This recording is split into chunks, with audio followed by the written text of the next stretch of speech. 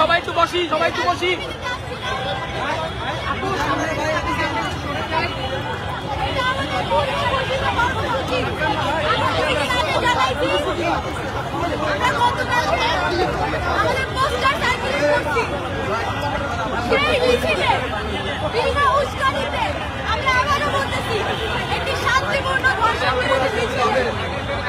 ভিতরে যাব, কিন্তু তার আগে গুরুত্বপূর্ণ ভাবে যেই সকল পুলিশ আজকে এই হামলার উপর, আমাদের উপর এই হামলার জন্য দায়ী, যাদের অর্ডারে আজকের হামলা হয়েছে, সেই সিভিল পুলিশ ধর্ষণ বিরোধী আন্দোলন কর্মীকে পিটায় পিটায় জামা ছেড়ে ফেলে, তাদেরকে এখনই এখানে আমাদের সামনে সাসপেন্ড করতে হবে।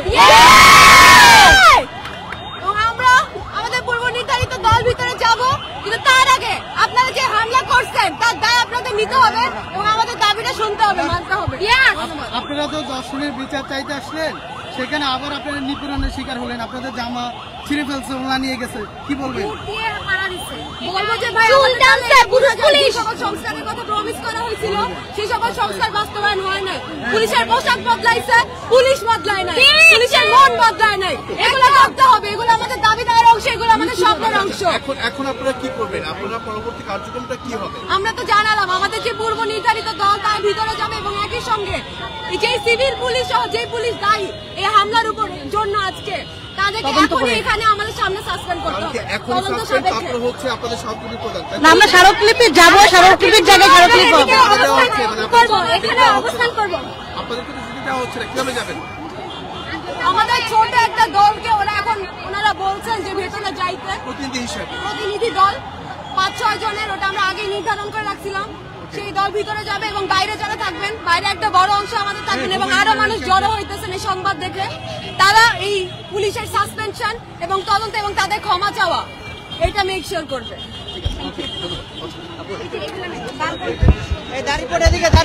পিছনে আপাপ ডানাটা পিছনে পিছনে চলে যান। দর্শক, আপনারা দেখলেন যে ইতিমধ্যে হামলার অবস্থায় ছাত্ররা একটা ছবি রয়েছে, পুলিশ প্রোটেক্টরে ঘুষি এর মাধ্যমে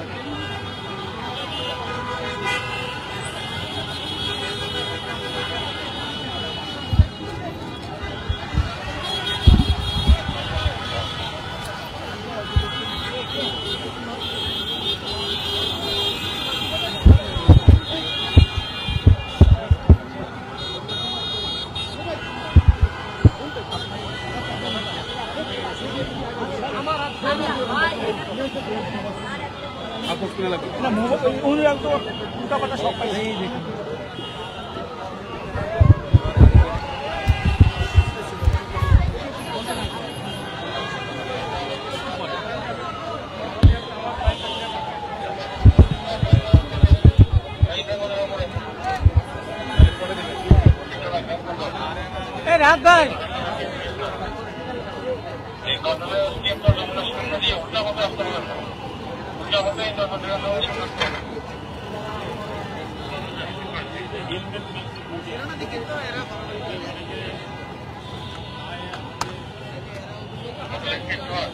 অ্যারোগ্যান্ট হইতে পারে।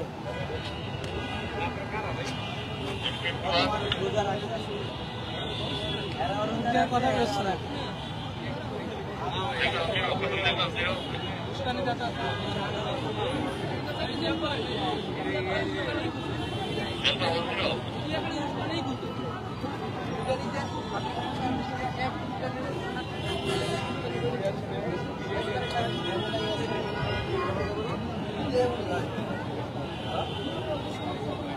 ওদের সাথে যত টানাটানি করবো ওরা তত টানাটানি করবো।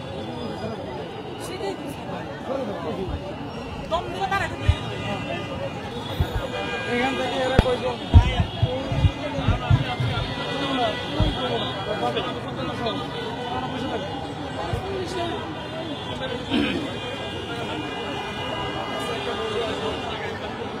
পাঁচজনকে পাঠিয়ে দিয়ে বাইরে ওয়েট করে একটা পেশেন্ট বেরিয়ে শেষ।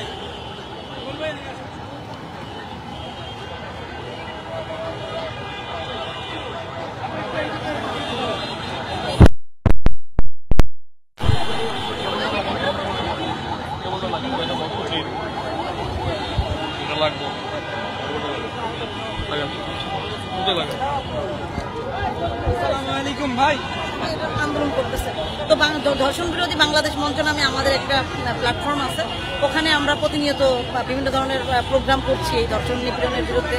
তো আজকে আমাদের সুনির্দিষ্ট 9 দফা ছিল, 9 দফার মধ্যে এক দফা এমনও ছিল যে হচ্ছে আপনার স্বরাষ্ট্র উপদেষ্টা, আমরা দেখেছি ফ্যাসিস্ট আমলেও এইসব ধর্ষণ নিপীড়নের বিরুদ্ধে সরকার চুপ ছিল, এখনো দেখছি এই রক্তক্ষয়ী জুলাই বিপ্লবের পরেও সেম অবস্থায় রয়ে গেছে। বিচারের যে দীর্ঘসূত্রিতা, তারপরে বিচার ব্যবস্থার নিষ্ক্রিয়তা, প্রশাসনের একটা বিচারহীনতার ব্যবস্থা। তো এই জন্য আমরা সুনির্দিষ্ট 9 দফা নিয়ে একটা স্মারকলিপি পেশ করার জন্য স্বরাষ্ট্র উপদেষ্টা বরাবর যাচ্ছিলাম। তো আমাদের দাবি ছিল যে আমরা ওই পদযাত্রা করে স্বরাষ্ট্র উপদেষ্টাকে আমাদের 9 দফা বোঝাই দিয়ে তারপরে আমরা আসবো। কিন্তু ইতিমধ্যেই আপনারা দেখতে পাচ্ছেন যে ফ্যাসিস্ট আমলের মতো সরকারও সেই সরকারি নির্দেশে সরকারি প্রশাসন, পুলিশ প্রশাসন এখানে ফ্যাসিস্ট হয়েছে। আমরা খুবই শান্তিপূর্ণভাবে আমাদের মিছিল নিয়ে পদযাত্রা করতেছিলাম, ঠিক এখানে আসার পরে পুলিশের নির্যাতনে আমরা এখানে পড়ে যাই। আমার সহযোদ্ধা যারা, তাদেরকে পুলিশ মারে, আমাকে নিজেকে ফেলে দেয়, ফেলে দিয়ে তারা লাঠিচার্জ করে এবং নারীদেরকে পুলিশেরা জামা ছিঁড়ে ফেলে, ওড়না ধরে টানতেছিল এবং লাঠিচার্জ করতেছিল প্রতিনিয়ত। তো এই যে আমরা চাই যে একটা শান্তিপূর্ণ পদযাত্রা, যেটা একটা যৌক্তিক দাবি, একটা জাতীয় দাবি ধর্ষণের বিরুদ্ধে, তারা কি চায় না ধর্ষণের বিরুদ্ধে কিছু করা হোক? তো তারা কিভাবে একটা যৌক্তিক দাবির জন্য যে স্মারকলিপি নিয়ে যাওয়ার পথে তারা কিভাবে এভাবে নির্যাতন বসে পাবে? পুলিশ এখন আমাদেরকে যেটা বলছে, তারা প্রথমেই লাঠিচার্জ করে ফেলছে, লাঠিচার্জ করে এখন তারা বলতেছে যে যখনই দেখছে যে মিডিয়া, প্রথমে তারা অস্বীকার করছে, তখন আমি তাদেরকে প্রশ্ন ছুটছি যে এখানে মিডিয়া ছিল, আপনি কিভাবে এটা অস্বীকার করেন? তো তখন তারা এখন বলতেছে যে তোমাদের দাবি কি? আমরা বললাম যে আমরা তো একটা স্মারকলিপি পেশ করতে যাচ্ছিলাম স্বরাষ্ট্র উপদেষ্টা বরাবর, এখন তারা বলতেছে যে তোমাদের প্রতিনিধি দল তোমরা যাইতে পারো। কিন্তু তার আগে যে লাঠিচার্জটা হলো, কেন হলো এবং কোন সিভিল পোশাককে কয়েকজন পুলিশ আছে তারা প্রচন্ড পরিমাণে লাঠিচার্জ করে। তো আমরা চাচ্ছি এখন যে আমরা তো যাবই, সেটা তো আমাদের পূর্ব নির্ধারিত কর্মসূচি, কিন্তু তার বাইরে এখানে যে নির্যাতনটা হলো, নিপীড়নটা হলো, নিপীড়নের বিরুদ্ধে যেতে যেও আবার নিপীড়নের শিকার হলাম এবং যারা এই নিপীড়নের সাথে জড়িত তাদেরকে অবিলম্বে তদন্ত করে বের করে এখানেই সাসপেন্ড করা, এটাও আমাদের একটা দাবি। এখন